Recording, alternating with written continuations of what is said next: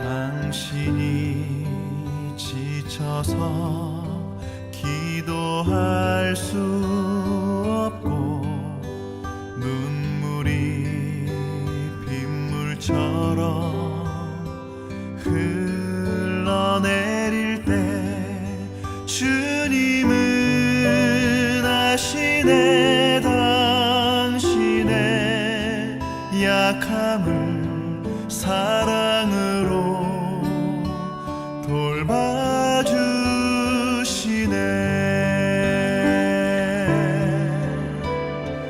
누군가 널 위하여,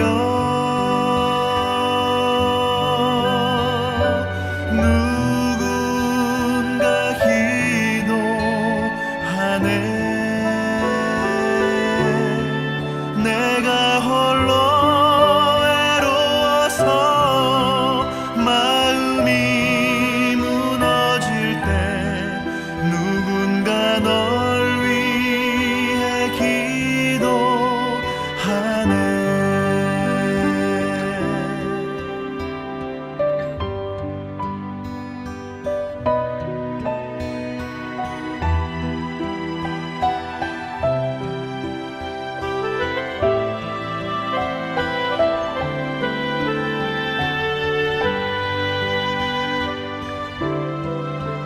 당신이 외로이 홀로 남았을 때 당신은 누구에게 위로를 얻나. 주님은 아시네. 당신의 마음을 그대 홀로 잊지 못함을.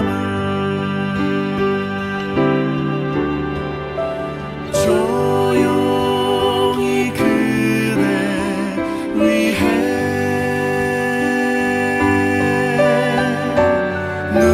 누군가 기도하네.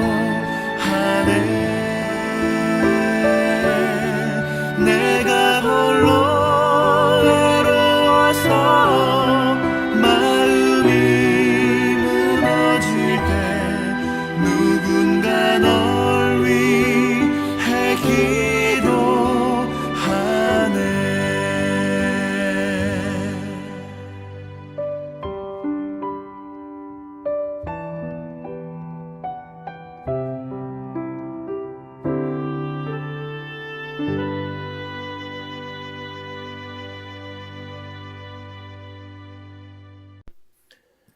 오늘의 말씀은 로마서 9장 1절에서 13절까지입니다. 내가 그리스도 안에서 참말을 하고 거짓말을 아니하노라. 나에게 큰 근심이 있는 것과 마음에 그치지 않는 고통이 있는 것을 내 양심이 성령 안에서 나와 더불어 증언하노니, 나의 형제 곧 골육의 친족을 위하여 내 자신이 저주를 받아 그리스도에게서 끊어질지라도 원하는 바로라. 그들은 이스라엘 사람이라. 그들에게는 양자됨과 영광과 언약들과 율법을 세우신 것과 예배와 약속들이 있고, 조상들도 그들의 것이요 육신으로 하면 그리스도가 그들에게서 나셨으니 그는 만물 위에 계셔서 세세의 찬양을 받으실 하나님이시로다. 그러나 하나님의 말씀이 폐하여진 것 같지 않도다. 이스라엘에서 난 그들이 다 이스라엘이 아니요 또한 아브라함의 씨가 다 그의 자녀가 아니라 오직 이삭으로부터 난 자라야 내 씨라 불리리라 하였으니, 곧 육신의 자녀가 하나님의 자녀가 아니요 오직 약속의 자녀가 씨로 여기심을 받느니라. 약속의 말씀은 이것이니, 명년 이때 내가 이르리니 사라에게 아들이 있으리라 하심이라. 그뿐 아니라 또한 리브가가 우리 조상 이삭 한 사람으로 말미암아 임신하였는데 그 자식들이 아직 나지도 아니하고 무슨 선이나 악을 행하지 아니한 때에 택하심을 따라 되는 하나님의 뜻이 행위로 말미암지 않고 오직 부르시는 이로 말미암아 서게 하려 하사 리브가에게 이르시되 큰 자가 어린 자를 섬기리라 하셨나니 기록된 바 내가 야곱은 사랑하고 에서는 미워하셨다 하심과 같으니라. 아멘. 우리 한국의 역사를 보면 수많은 외부로부터의 침략이 끊임없이 이어져 왔던 것을 우리는 잘 알고 있습니다. 거대한 대륙의 끝에 붙어있는 한반도라는 지정학적인 이유로 인하여 중국이나 러시아, 심지어는 몽고까지 그리고 가깝게는 일본의 침략으로 엄청난 피해와 고통을 겪은 게 사실입니다. 그런데도 손바닥만한 자그마한 나라는 지금까지 생존해 왔던 것입니다.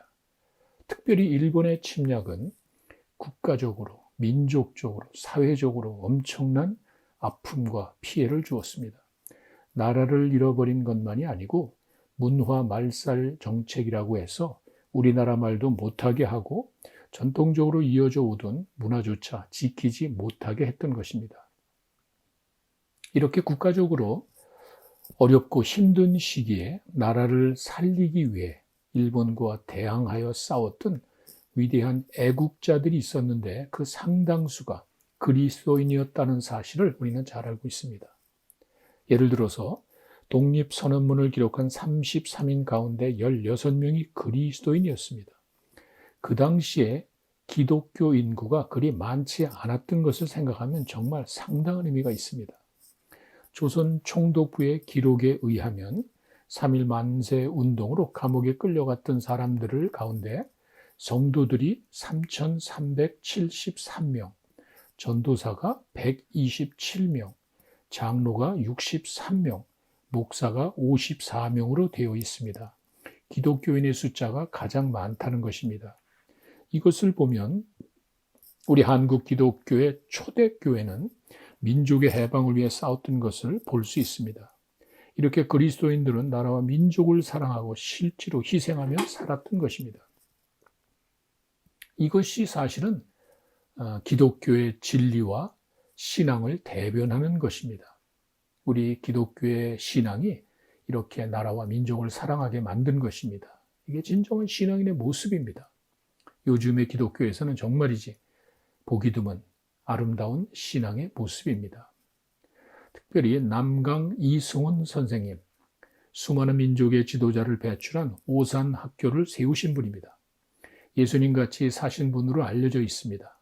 이분은 아주 추운 겨울에 변소에 얼어붙은 오물을 손수 가서 도끼로 깨고 깨끗하게 청소를 하신 분입니다.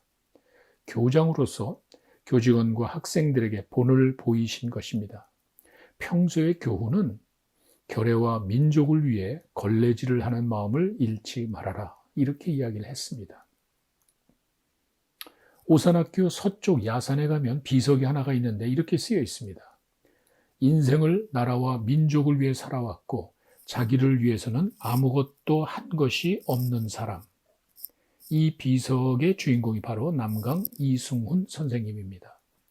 학교를 건축하는 과정에 일꾼이 와서 기와가 부족하다고 하니까 내 집에 기와를 가져다가 써라, 이렇게 이야기할 정도입니다. 자신의 재산도 다 팔아서 학교를 세우는 데 바치고 부엌의 세간까지 다 팔았다고 합니다. 도산 안창호 선생님을 만난 후에 신앙과 삶의 도전을 받고 실천하려고 애쓰신 분입니다. 우리 민족을 사랑한 지도자라면 아마도 도산 안창호 선생님을 빼놓을 수 없을 것입니다. 그 당시에 어둡고 불안한 시절 오로지 나라와 민족을 위해 몸바쳐 싸우신 대표적인 분입니다. 그분의 소망은 민족의 교육이 살아남는 유일한 길임을 강조하셨습니다. 그래서 도산 안창호 선생은 그의 평생 교육 사업에 투신하셨습니다. 점진학교를 세우시고 교회당도 세우고 전도사 일도 하셨습니다. 배워야 산다, 이것을 철저하게 강조하고 실천하신 분입니다. 이분은 평소에 하시는 말씀이 있습니다. 우리 민족이 다 손에 성경을 쥐는 날에야 우리나라가 바로 설 수 있다. 이런 분명한 신앙의 확신을 가지고 실제로 실천하며 사신 분입니다. 그 당시에 미국을 오가며 독립운동의 앞장을 서시고 비밀 결사 조직인 신민회, 청년하구회, 그리고 흥사단 등을 창설하셨으며 상해 임시정부에서도 활동을 하셨습니다. 이와 같이 우리나라의 어두운 시절 나라와 민족을 위해 싸우신 민족의 지도자들 가운데 대부분이 그리스도인이었고 그 배경이 바로 오늘 본문의 말씀입니다. 이방인의 사도로 부름을 받았지만 자기 민족 유대인들에 대한 구원에 관한 큰 부담을 가지고 살았던 사도 바울의 모습이 나타나 있습니다. 자기 민족이 하나님의 선택받은 백성이라고 하지만 예수님을 믿지 않는 것을 안타까워하면서 그들이 다 하나님께 돌아오기를 간절히 바라는 마음으로 사도 바울은 이 로마서 9장을 쓴 것입니다. 이것이 바로 바울의 민족 복음화 열정입니다. 그리스도인들의 삶의 자세가 이래야 된다는 것입니다.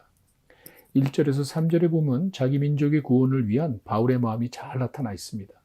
자기 마음에 큰 근심과 부담감 그리고 고통이 있다는 사실을 성령이 하실 것이라고 합니다. 그러면서 자신이 저주를 받아 그리스도에게서 끊어질지라도 원하는 것이라고 강조를 합니다. 이 얼마나 간절한 소망입니까? 실제로 그렇게 되지도 않겠지만 그런 심정을 가지고 살았던 것입니다. 이렇게 위대한 복음 증거자 바울은 자기 민족을 사랑하는 위대한 민족주의자였던 것입니다. 사실 아주 복잡한 문제입니다. 유대인들의 구원 문제, 유대인들은 비웃고 화를 낼 것입니다. 하나님의 선택을 받고 하나님과 계약을 맺은 민족인데 어떻게 구원이 필요하다고 할 수 있냐? 신학적으로도 아주 예민한 문제입니다. 하나님의 구원의 역사 가운데 유대인들의 위치는 과연 무엇일까? 상당히 중요한 이슈입니다. 로마서는 그것을 하나씩 풀어가고 있습니다. 그래서 로마서가 중요한 것입니다. 바울은 신중하게 이야기합니다. 그리스도 안에서 자기 말이 아니랍니다. 참말을 한다. 거짓말이 아니라는 것입니다. 그리고 무엇보다도 자기가 하는 그 말과 그 심정을 성령이 하나님께서 아신다고 이야기를 합니다. 또 한 가지 논란이 되는 말씀은 13절입니다. 기록된 바 내가 야곱은 사랑하고 에서는 미워하였다 하신 것 같다. 참 많은 사람들에게 의문을 주는 말씀입니다. 하나님께서 어떻게 그렇게 하실 수 있나? 태어나기도 전에, 악을 행하기도 전에 어떻게 야곱은 사랑하고 에서는 미워하신다고 할 수 있나? 태어나지도 않았는데. 어떤 분은 야곱을 사랑했다는 말이 더 이해가 안 간답니다. 어떻게 야곱을 사랑할 수 있느냐고, 야곱의 그 인간적인 허점을 두고 이야기하는 것입니다. 근데 우리가 몇 가지 고려할 것은 여기서 말하는 미움이라는 단어가 우리가 생각하듯이 그런 감정의 표현으로 사용된 것은 아닙니다. 악에 가득 찬 인간의 마음이 그게 미움으로 표현되듯이 그런 의미로 이야기한 것은 아닙니다. 영어로 이야기하면 less love라고 할 정도로 덜 사랑하셨다. 이 정도로 보시면 됩니다. 야곱만큼 사랑하지 않은 것을 말합니다. 야곱만큼 특별히 잘 봐주시지 않았다는 그런 뜻으로 보시면 됩니다. 또 하나는 유대인들의 생각에 사랑은 곧 선택을 의미하고 미움은 곧 거절을 의미한다는 그 등식을 가지고 설명을 합니다. 야곱을 선택하시고 에서는 거절하셨다. 그 말인데 여기서 말하는 선택도 개인적인 것을 말하는 것이 아니고 개인의 구원 이런 것이 아니고 하나님의 큰 일을 놓고 해석을 합니다. 민족의 구원을 위해서 야곱을 선택하셨고 에서를 선택하신 것이 아니다. 이런 말입니다. 이스라엘 민족의 구원 역사를 위해 그 하나님의 크신 뜻을 이루기 위해 하나님께서는 에서보다는 야곱을 선택하셨다는 말입니다. 야곱이 하나님 일에 쓰임받은 것을 그렇게 표현한 것입니다. 이것은 우리가 이후의 역사를 보면 입증됩니다. 에서, 이 에돔의 사악감을 우리가 잘 알고 있습니다. 이렇게 하나님께서 야곱은 사랑하시고 에서는 미워하셨다는 말은 감정적인 표현이 아니고 하나님의 크신 일을 위하여 야곱을 선택하셨다는 것으로 해석하시면 됩니다.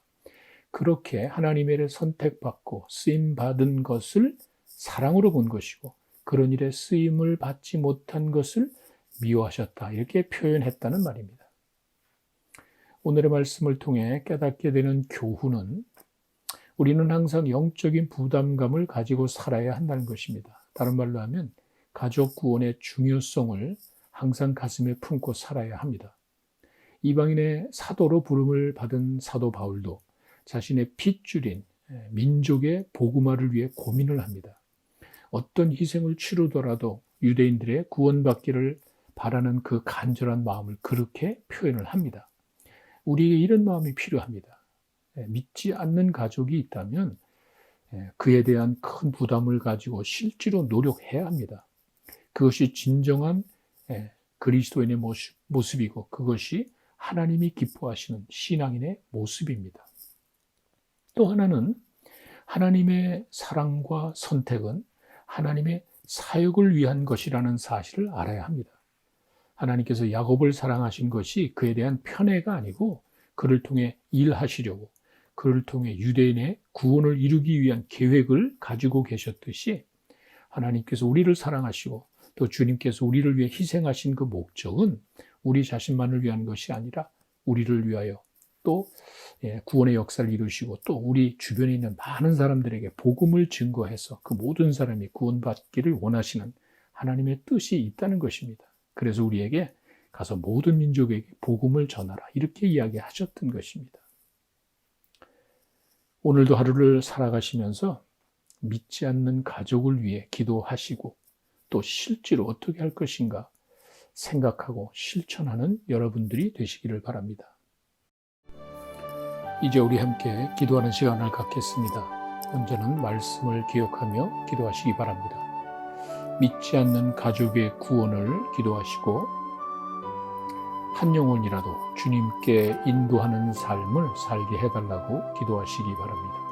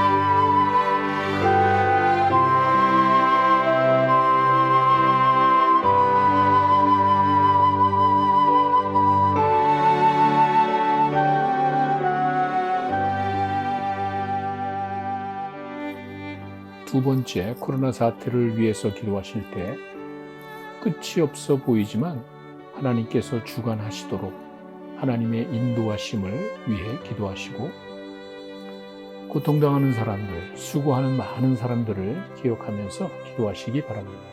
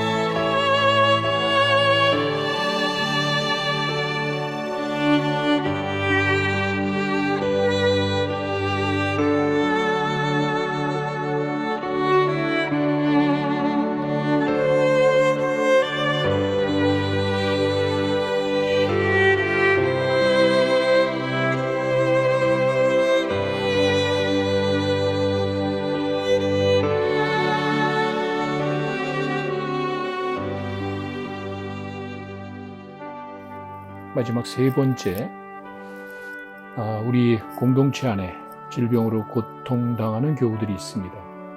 하나님의 치유와 회복의 역사를 체험하게 해달라고 기도하시고 그 아픔 가운데서도 주님이 주시는 소망과 평안을 유지할 수 있도록 기도하시기 바랍니다.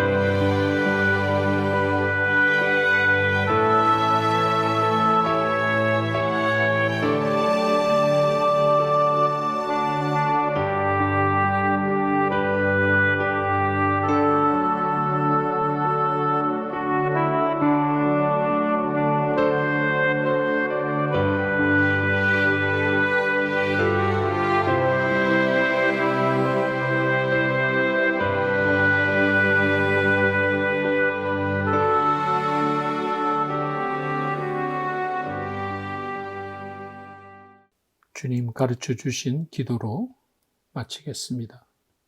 하늘에 계신 우리 아버지, 이름이 거룩히 여김을 받으시오며 나라 임하옵시며 뜻이 하늘에서 이루어진 것 같이 땅에서도 이루어지이다. 오늘날 우리에게 일용할 양식을 주옵시고 우리가 우리에게 죄 지은 자를 사하여 준 것 같이 우리 죄를 사하여 주옵시고 우리를 시험에 들게 하지 마옵시며 다만 악에서 구하옵소서. 나라와 권세와 영광이 아버지께 영원히 있사옵나이다. 아멘.